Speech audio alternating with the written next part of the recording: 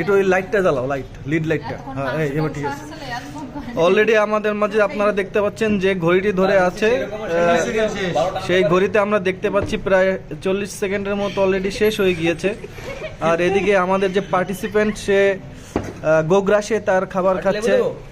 এই যে অলরেডি এখানে অনেক ভিড় হয়ে গেছে, অনেক দর্শক চলে আসছে, অনেক লোক চলে আসছে এখানে এটা দেখার জন্য, দেখতে পাচ্ছেন। এই চ্যালেঞ্জটা সে নিয়েছে অলরেডি। সে হলো জিম করে।